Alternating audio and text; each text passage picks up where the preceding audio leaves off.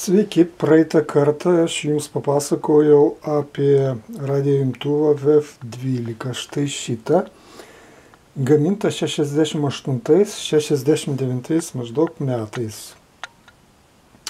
Ir štai čia yra taip pat VF12, tačiau tai yra gana retas pereinamasis modelis tarp VF12 ir VF201, štai tokio, taip.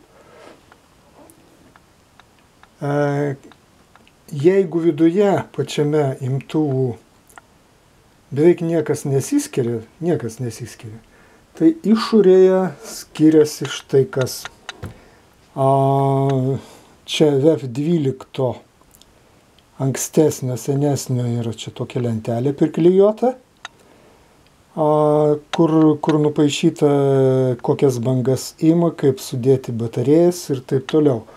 Tai pereinamojo modelio VF12 nugarėlėje nepriklijuota lentelė, bet jinai yra ant paties dangtelio. Šitas modelis gan retas yra pereinamasis, nes jisai buvo gaminamas nepilnus metus tik tai. Maždaug nuo 69 metų pabaigos iki 70 metų galo kažkur tai. Nes tai palyginti šitų VF-ų išleista yra nedaug, nes šiaip VF-ai yra, buvo leidžiami milijonais, nes jos turėjo, dažnas, jeigu ne kiekviena šeima, tai kas antra šeima tikrai tuomet turėjo.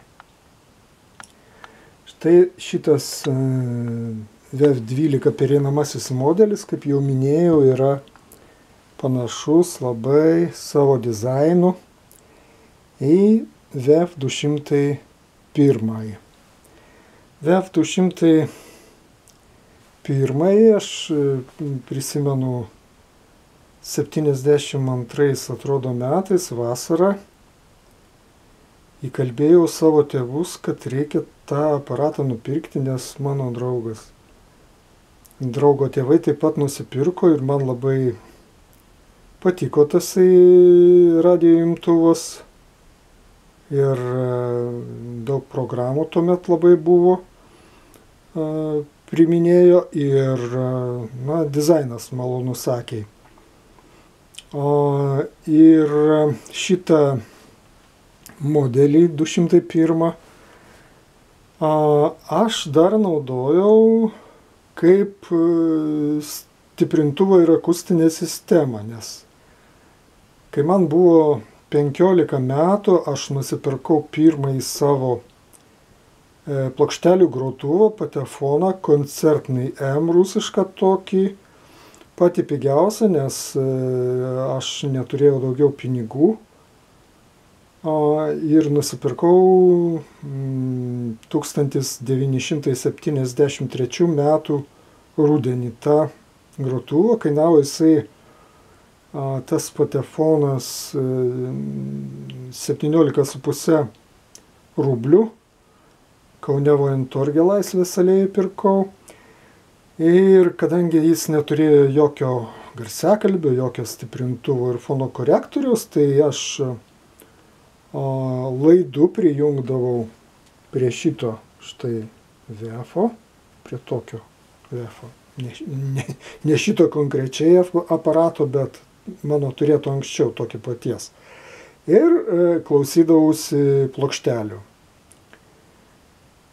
Klausydavausi plokštelių gan dažnai. Aišku, ten nebuvo labai aukštas lygis to klausymosi, bet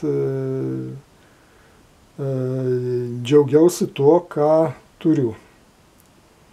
Tai va, šį kartą tiek. Ačiū už dėmesį.